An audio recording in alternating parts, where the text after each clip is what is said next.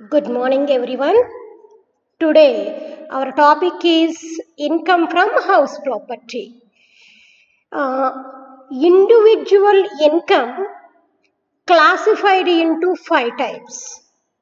Last class lo meeku cheppanu, individual taxable income classified into 5 types. Income from salary, income from house property, income from business or profession, income from capital gains, income from other sources. అంటే ఒక individual యొక్క income ఈ 5 heads ద్వారా మాత్రమే వచ్చే అవకాశం ఉంటుంది. మరి దీనిలో లాస్ట్ 2 క్లాసెస్లో కూడా మీకు taxable income from salary first head taxable income from salary గురించి, శాలరీకి ఉండేటటువంటి డిడక్షన్స్, ఆ డిడక్షన్స్ని హౌ టు క్యాలిక్యులేట్ డిడక్షన్స్ అనేది కూడా మనం తెలుసుకున్నాం. మరి second one, income source of an individual. The second one is income from house property. అంటే ఒక ఇండివిజువల్కి ఇన్కమ్ ఫ్రమ్ శాలరీ ఒక మార్గం అయితే, ఇన్కమ్ ఫ్రమ్ హౌస్ ప్రాపర్టీ అనేది కూడా ఇన్కమ్ ఎర్న్ చేయడానికి ఉన్నటువంటి మరొక మార్గం. మరి ఇన్కమ్ ఫ్రమ్ హౌస్ ప్రాపర్టీకి కూడా డిడక్షన్స్ ఉంటాయి. ఆ క్యాలిక్యులేషన్ ఎలా చేయాలి, అసలు what is income from house property అనేది ఇప్పుడు తెలుసుకుందాం. మరి income from house property means any building of which the SSC is the owner. అంటే SSC is the owner. SSC అంటే నేను లాస్ట్ సెషన్లో చెప్పానమ్మా మీకు. SSC means who paid tax to the government, who is liable to pay tax to government. SSC is the owner. Ownership of the building is must in case of calculation of income from house property. Income from house ప్రాపర్టీని calculate చేయాలి అంటే ownership is main important అని చెప్తున్నాడు. Income from house property is taxable income of an individual. House property ద్వారా వచ్చేటటువంటి income income tax act ప్రకారం taxable అవుతుంది. మరి దీని కండిషన్స్ ఏంటో చూద్దాం. Income from subletting of the house property is taxable under the head income from house property. మరి income from salary taxable under the head of income from salary.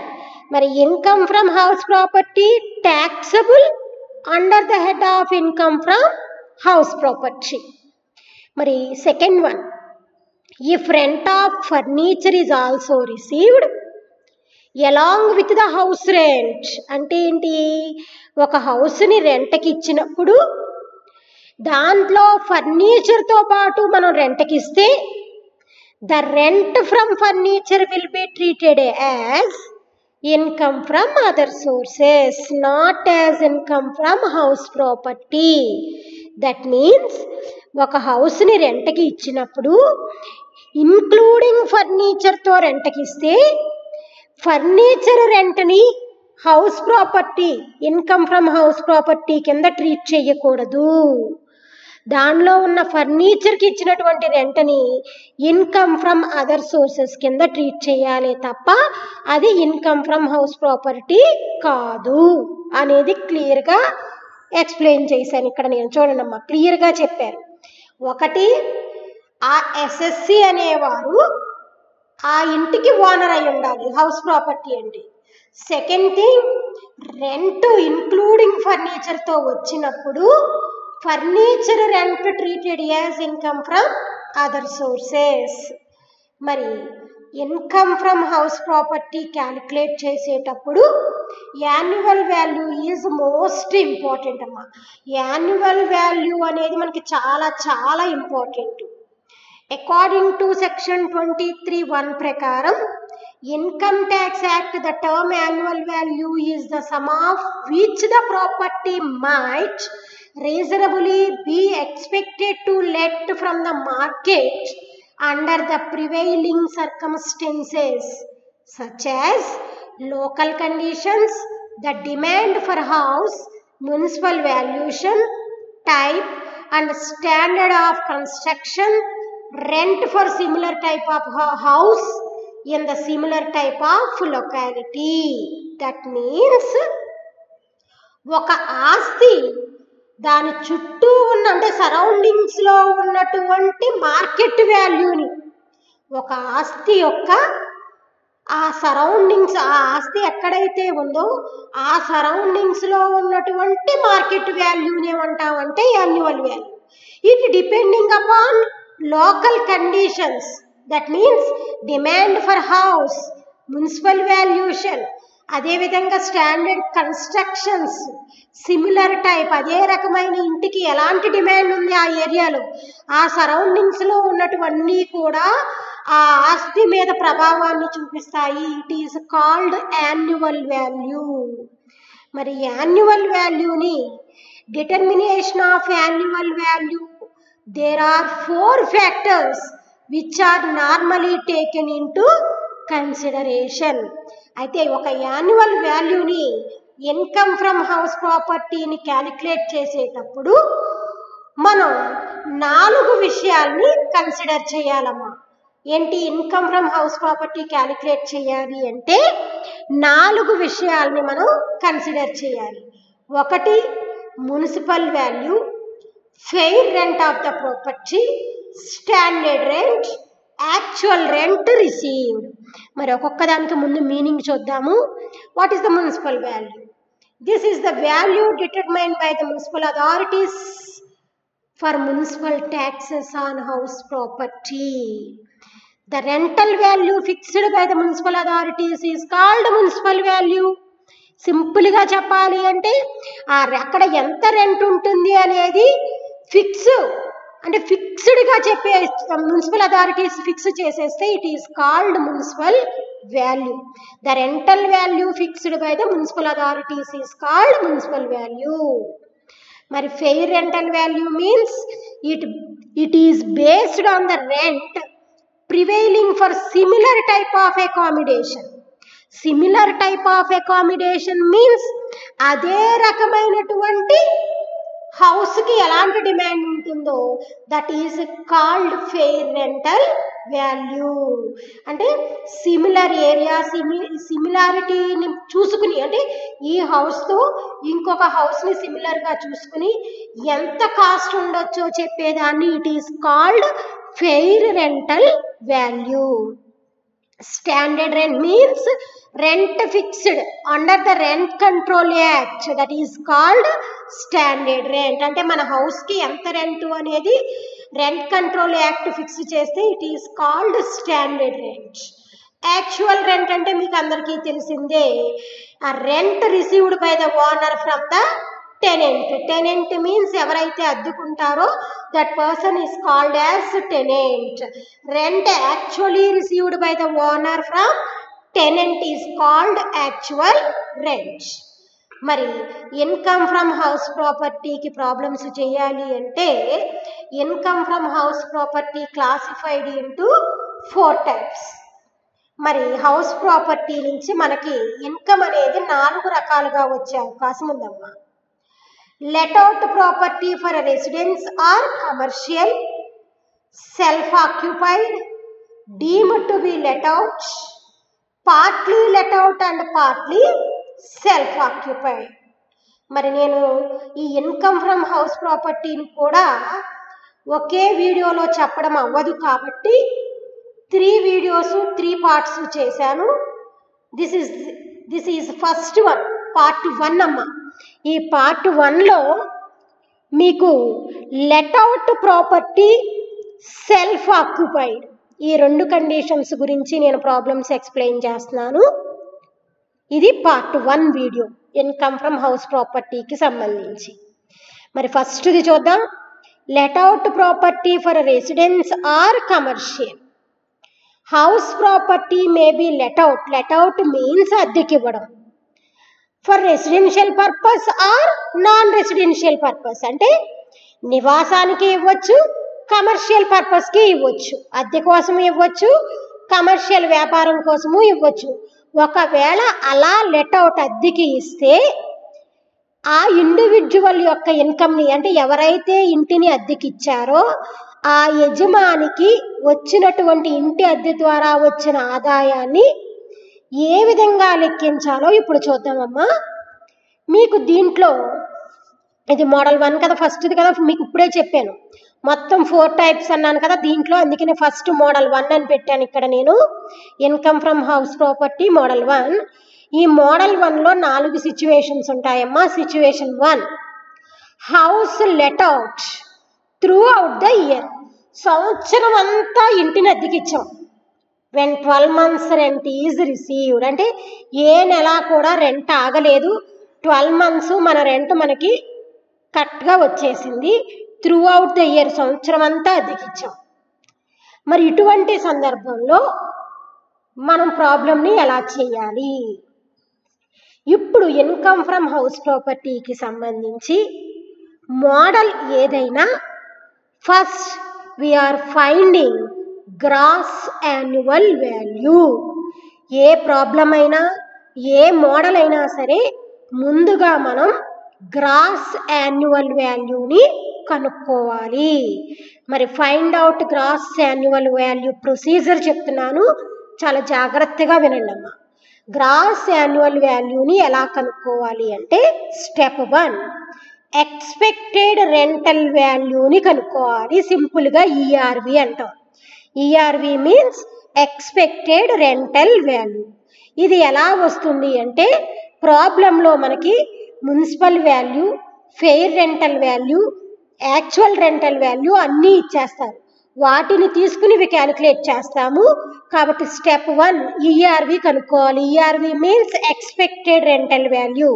ఇది ఎలా వస్తుంది అంటే లెక్కలో మనకి ఇచ్చిన, అంటే ప్రాబ్లంలో మనకి ఇచ్చిన మున్సిపల్ వాల్యూని ఫెయిర్ రెంటల్ వాల్యూతో కంపేర్ చేయాలి. ప్రాబ్లంలో మనకి ఇచ్చిన మున్సిపల్ వాల్యూని ఫెయిర్ రెంటల్ వాల్యూతో కంపేర్ చేసి ఈ రెండింటిలో విచ్ ఎవర్ ఈజ్ హై, ఏది ఎక్కువగా ఉంటే దానిని ఈఆర్వి కింద తీసుకోవాలి, ఎక్స్పెక్టెడ్ రెంటల్ వాల్యూ కింద తీసుకోవాలి. స్టెప్ 2, యాక్చువల్గా అక్కడ స్టెప్ 3 అని పడిందమ్మా. Step 2, adjusted expected rental value. మరి ఇది ఎలా వస్తుంది అంటే ఎక్స్పెక్టెడ్ రెంటల్ వాల్యూ అంటే స్టెప్ 1లో ఆన్సర్ వచ్చింది కదా మనకి, దానిని స్టాండర్డ్ రెంటల్ వాల్యూతో కంపేర్ చేస్తాము. ఇప్పుడు ఈ రెండింటిలో విచ్ ఎవర్ ఈజ్ లెస్, ఏది తక్కువగా ఉంటే దానిని అడ్జస్టెడ్ ఎక్స్పెక్టెడ్ రెంటల్ వాల్యూ ఏఈఆర్వి అని అంటాం. స్టెప్ 3 ఫైనల్గా గ్రాస్ యాన్యువల్ వాల్యూ వస్తుంది మనకి. మరి గ్రాస్ యాన్యువల్ వాల్యూ మీన్స్ జిఏవి. మరి ఇది ఎలా కనుక్కుంటాము అంటే ఆల్రెడీ స్టెప్ 2లో ఒక ఆన్సర్ వచ్చింది మనకి ఏఈఆర్వి.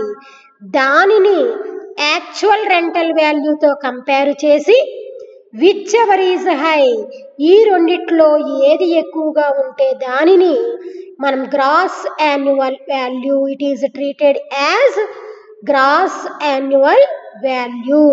కాబట్టి ఫస్ట్ అందరికీ రావాల్సిన ప్రొసీజర్ ఏంటి అంటే గ్రాస్ యాన్యువల్ వాల్యూని క్యాలిక్యులేట్ చేయడం రావాలి.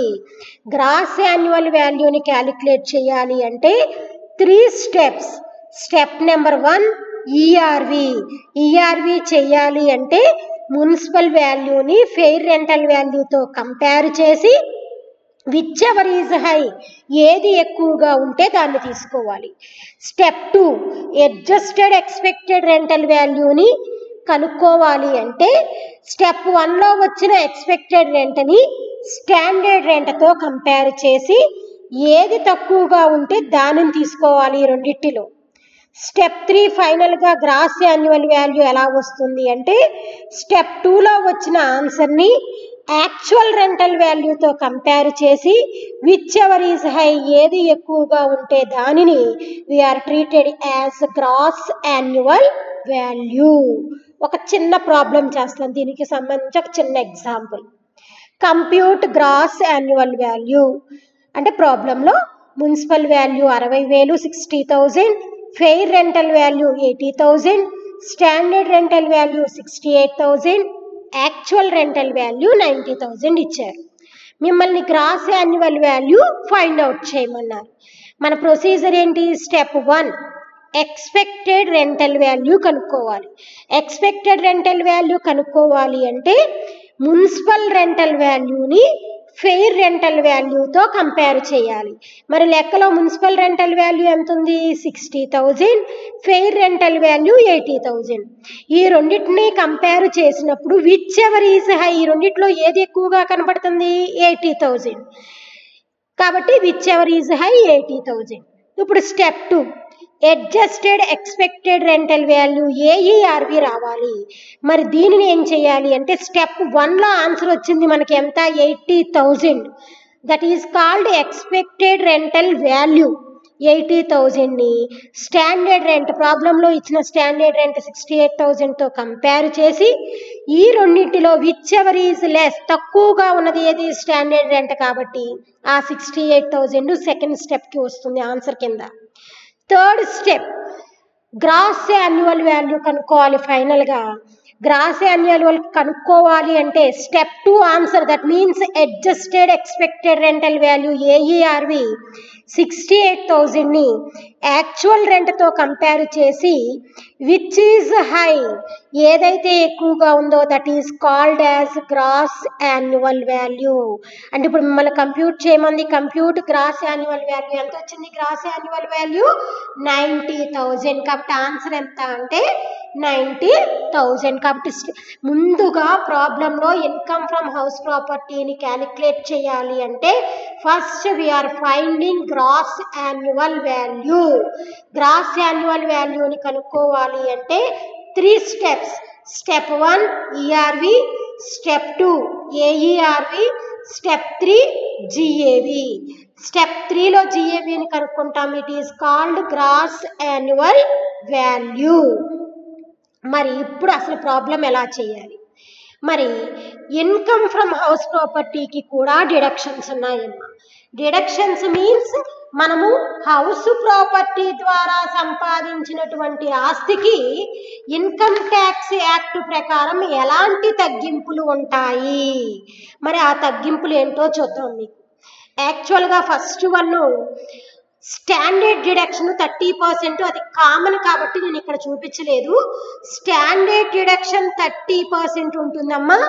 మరి మిగతా డిడక్షన్స్ ఏంటి అనేది కనుక చూస్తే ఇంట్రెస్ట్ ఆన్ బారోడ్ క్యాపిటల్, అంటే కన్స్ట్రక్షన్ కోసం, హౌస్ కన్స్ట్రక్షన్ కోసం బారోడ్ క్యాపిటల్ అంటే ఏంటి? అప్పు కింద తీసుకొచ్చినటువంటి మూలధనం. అంటే where the property has been acquired, constructed, repaired, renewed or reconstructed with borrowed capital, the amount of any interest payable on such capital is allowed as deduction. అంటే ఇంటిని నిర్మించడం కోసం అప్పుగా తీసుకువచ్చినటువంటి మొత్తము మీద వడ్డీని మనము ఎగ్జంప్షన్ డిడక్షన్ కింద తీసుకుంటాము. ఆ అప్పుకి ట్యాక్స్ కట్టాల్సిన అవసరం లేదు కాబట్టి అది ఇన్కమ్ ఫ్రమ్ హౌస్ ప్రాపర్టీ నుంచి తగ్గిస్తాం. మరి ప్రీ కన్స్ట్రక్షన్ ఇంట్రెస్ట్. మరి pre construction interest means interest payable by an assessee in respect of the funds borrowed for the acquisition or construction of a house property. Pre-construction interest will be deducted in 5 equal annual installments commencing from the previous year in which the house is constructed. ఇది simple గా చెప్పాలి అంటేనమ్మా, if the loan taken, కావాలంటే నోట్స్లో రాసుకోండి. ఈ matter ఎవరికైనా కన్ఫ్యూజింగ్గా అనిపిస్తే ప్రీ కన్స్ట్రక్షన్ ఇంట్రెస్ట్ ట్రీట్మెంట్ నోట్స్లో రాసుకోండి, చెప్తున్నాను. If the loan taken before construction, మళ్ళీ చెప్తున్నా, loan taken before construction, interest on loan allowed 5 equal installments. Interest on loan allowed deduction in 5 equal instalments. అంటే తీసుకున్నటువంటి లోను నిర్మాణానికి, అంటే ఇంటిని నిర్మించడానికి ముందు గనక లోన్ తీసుకుని ఉంటే ఆ లోను మీద వచ్చినటువంటి, ఆ లోనికి కట్టాల్సినటువంటి వడ్డీలో ఆ వడ్డీని 5 ఈక్వల్ పార్ట్స్ కింద చేసి 5 యాన్యువల్ ఇన్స్టాల్మెంట్స్ కింద 1/5 కింద డిడక్షన్ కింద తీసుకుంటాం. అంటే ప్రాబ్లం చేసేటప్పుడు అర్థమవుతుంది మీకు. అంటే నిర్మాణానికి ముందు తీసుకున్నటువంటి లోనుపై వడ్డీని 5 ఈక్వల్ ఇన్స్టాల్మెంట్స్ ప్రకారం డిడక్షన్స్ ఇస్తాము. ఒకవేళ లోన్ టేకెన్ ఆఫ్టర్ కన్స్ట్రక్షన్, అంటే ఇంటి నిర్మాణం పూర్తి అయిపోయిన తర్వాత కనుక లోను ఉంటే దాని మీద interest total interest allowed as per deduction. అంటే మీకు ఇక్కడ ఒకటేనమ్మా, నిర్మాణానికి ముందు తీసుకున్న వడ్డీనైతే 1/5 చెయ్యాలి, నిర్మాణం తర్వాత తీసుకున్నటువంటి లోను మీద వడ్డీ అయితే ఎంత వడ్డీ ఉంటే అంతా డిడక్షన్ ఇస్తాం. ఇది క్లియర్. బిఫోర్ కన్స్ట్రక్షన్ ఇంట్రెస్ట్లో 1/5 తీసుకోవాలి. After construction total interest deducted from house property. Next, మరి ప్రీ కన్స్ట్రక్షన్ పీరియడ్ అంటే ఏంటి? Pre construction period means the period that start from the date of borrowing and end on 31st March preceding the year of completion of construction. If the pre-construction period is above 5 years, then the amount of deduction is not available. ఇది నేను ప్రాబ్లంలోకి వెళ్ళిన తర్వాత అక్కడ మీకు క్లియర్గా అర్థమవుతుంది. అప్పటి వరకు మీకు డిడక్షన్స్ అంటే ఫస్ట్ డిడక్షన్ నేను ఇక్కడ ఇవ్వలేదు, 30% స్టాండర్డ్ డిడక్షన్ ఇవ్వాలి. Interest on borrowed capital, pre construction interest అయితే, బిఫోర్ కన్స్ట్రక్షన్ అయితే కనుక 1/5, ఆఫ్టర్ కన్స్ట్రక్షన్ అయితే కనుక టోటల్ ఇంట్రెస్ట్కి డిడక్షన్ అనేది ఉంటుంది. ఒక ప్రాబ్లంలోకి వెళ్ళాక మీకు క్లియర్గా అర్థమవుతుంది. మరి థియరీకి చాలా ఇంపార్టెంట్, 5 మార్క్స్కి అడుగుతారు కాబట్టి జాగ్రత్తగా నోట్స్లో రాసుకోవాలి డిడక్షన్స్. మరి నెక్స్ట్ వన్, ఇప్పుడు 10 మార్క్స్కి ప్రాబ్లం అడిగితే ఆ ప్రొసీజర్ ఎలా ఉంటుందో ఒక్కసారి 10 మార్క్స్ ప్రాబ్లంకి చూడండి అమ్మా. హెడ్డింగ్ వచ్చి income from house property of ఎవరో రాజు రవియో ఎవరో ఒకరు అనుకోండి, పేరు ఇస్తే name. Income from house property of Raju for the assessment year. ప్రాబ్లంలో అసెస్మెంట్ ఇయర్ ఇస్తే సరే, లేకపోతే 2021ని అసెస్మెంట్ ఇయర్ అనుకోవాలి. మరి ప్రొసీజరు ముందు గ్రాస్ యాన్యువల్ వాల్యూ. ఇప్పుడే ఒక చిన్న ప్రాబ్లం చేసి చూపించాను మీ అందరికీ, గ్రాస్ యాన్యువల్ వాల్యూ ఎలా కనుక్కోవాలి. ఆ గ్రాస్ యాన్యువల్ వాల్యూలో నుంచి municipal taxes paid by owner, అంటే మున్సిపల్ ట్యాక్సెస్ని ఓనర్ కనుక పే చేస్తే it is allowed for deduction. ఒకవేళ in case municipal taxes paid by tenant, అంటే అద్దెకున్న వాళ్ళు పే చేస్తే నాట్ అలౌడ్ ఫర్ డిడక్షన్. మైండ్లో పెట్టుకోవాలి. మున్సిపల్ ట్యాక్సెస్ అనేవి ఓనర్ పే చేస్తేనే it is allowed for deduction. Municipal taxes paid by tenant not allowed for deductions. Okay అమ్మా. మరి మున్సిపల్ ట్యాక్సెస్ని ఎప్పుడు మున్సిపల్ వాల్యూ మీదే క్యాలిక్యులేట్ చేసుకుంటాం. మున్సిపల్ ట్యాక్సెస్ తీసేశాక వచ్చిన వాల్యూని నెట్ యాన్యువల్ వాల్యూ అని అంటాము. దీనికి డిడక్షన్స్ తగ్గింపులు ఏముంటాయి అంటే అండర్ సెక్షన్ 24 ప్రకారం స్టాండర్డ్ డిడక్షను 30% ఆన్ ఎన్ఏవి, అంటే నెట్ యాన్యువల్ వాల్యూ వస్తుంది కదమ్మా, దాని మీద 30%. సెకండ్ది ఇప్పుడే చెప్పుకున్నాము, interest on borrowed capital, pre construction interest. ఈ మూడింటిని తీసేస్తాం, డిడక్షన్స్ కాబట్టి తీసేస్తే ఫైనల్గా వచ్చిన దాన్ని taxable income from house property అని చెప్పడం జరుగుతుంది. మరి ఇప్పుడు ఒక్కసారి 10 మార్క్స్కి ప్రాబ్లం ఎలా ఇస్తారో ఎగ్జాంపుల్ చూద్దాం. Compute income from house property of mister Ram. particulars, amount, municipal value, fair rental value, standard rent, actual rent, municipal taxes 10%, interest on loan 8,000, date of construction 1/6/2008, pre-construction interest 40,000, actual repairs 8,000. ఒక్కసారి ప్రొఫార్మాలోకి వెళ్దాం. మీకు ఈ information కాకుండా other expenses ఏమైనా ఇచ్చినట్లయితే, other expenses means repairs కానీ collection charges కానీ ఇలా అదర్ ఎక్స్పెన్సెస్ ఏమైనా ఇస్తే they are not allowed for deduction. They are not allowed for deduction.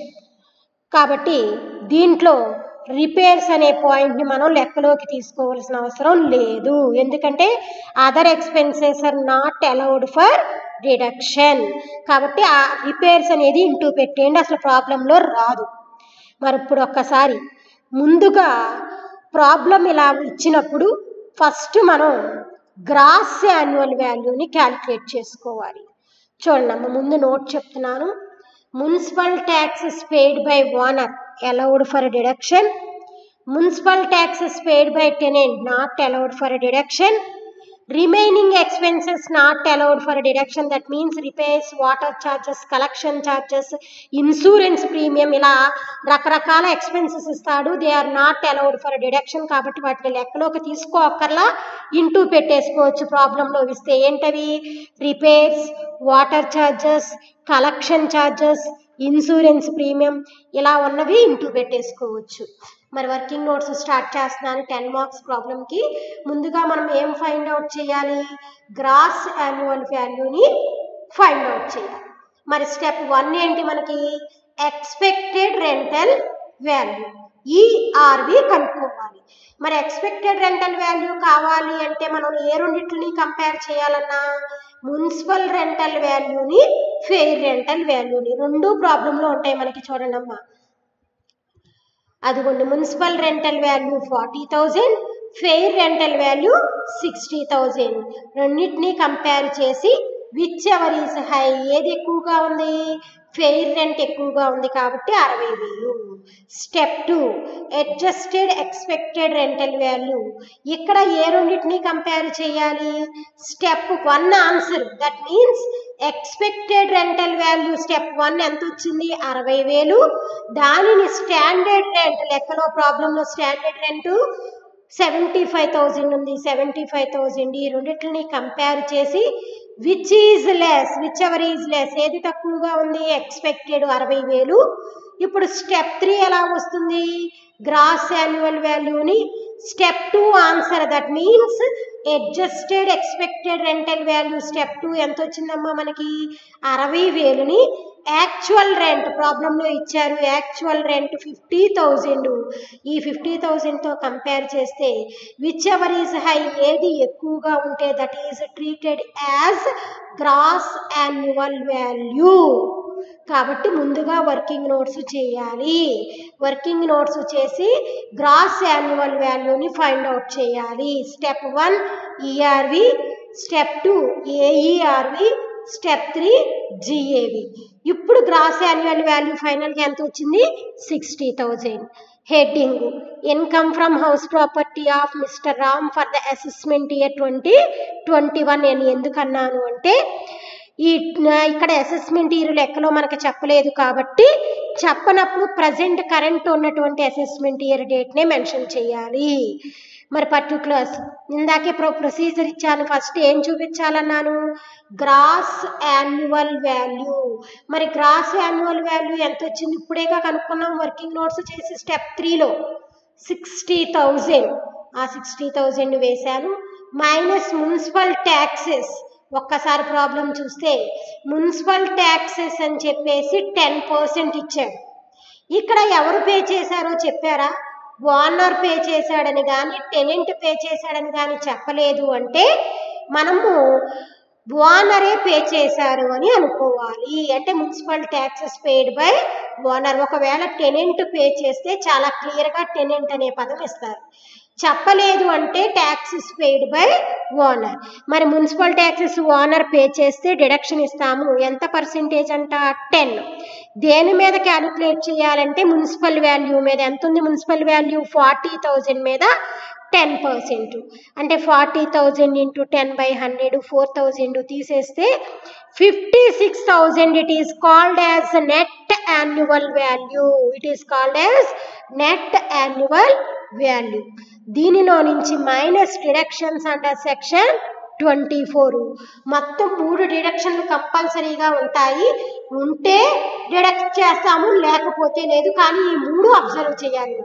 First one standard deduction 30% on NAV. NAV means net annual value. Arrow mark పెట్టి మరీ చూపించాను. 56,000 net annual value ఉంది. దాని మీద 30%. ప్రతి ప్రాబ్లంకి కామన్ అమ్మ 30% standard deduction 16,800. Second one interest on loan. ప్రాబ్లంలో చాలా క్లియర్గా చెప్పారు. ఇంట్రెస్ట్ ఆన్ లోన్ 8,000 వేశాను. Third one pre construction interest. ఇక్కడ ఒక్క నిమిషం ఆగి మీకు ప్రీ కన్స్ట్రక్షన్ ఇంట్రెస్ట్కి 2 విషయాలు చెప్పాను. Before construction 1/5, after construction full interest allowed అని చెప్పేసి అన్నారు. ఇక్కడ ప్రీ కన్స్ట్రక్షన్ పీరియడ్ అంటే మన అసెస్మెంట్ ఇయర్కి ముందున్న ప్రీవియస్ ఇయర్. ఇప్పుడు అసెస్మెంట్ ఇయర్కి ముందున్న ప్రీవియస్ ఇయర్ చూడండి అమ్మ. అసెస్మెంట్ ఇయర్ ఏంటి? ప్రాబ్లం హెడ్డింగ్లో 2021. దీనికి ప్రీవియస్ ఇయర్ అంటే ఏమవుతుంది? 1920. అంటే 1920 దగ్గర నుంచి ముందు 5 సంవత్సరాలు ఉండాలి ఫైండ్ అవుట్ చేస్తే కన్స్ట్రక్షన్ పీరియడ్ అనేది. కన్స్ట్రక్షన్ పీరియడ్ చూడండి ఎంత ఇచ్చాడో, 2008. అంటే ఈ ప్రీవియస్ ఇయర్ నుంచి కన్స్ట్రక్షన్ డేట్ ఆఫ్ కన్స్ట్రక్షన్కి మధ్య ఆ పీరియడ్ గ్యాప్ అనేది 5 years ఉండాలి. మోర్ దాన్ 5 years ఉంటే నాట్ అలౌడ్ ఫర్ డిడక్షన్. మరి ఇక్కడ మీరు గమనించండి, 2019 నుంచి 2008కి మధ్యలో గ్యాప్ మోర్ దాన్ 5 years ఉందా లేదా? ఈ అసెస్మెంట్ ఇయర్ 2021. దీని ప్రీవియస్ ఇయర్ ఏమవుతుంది? 1920.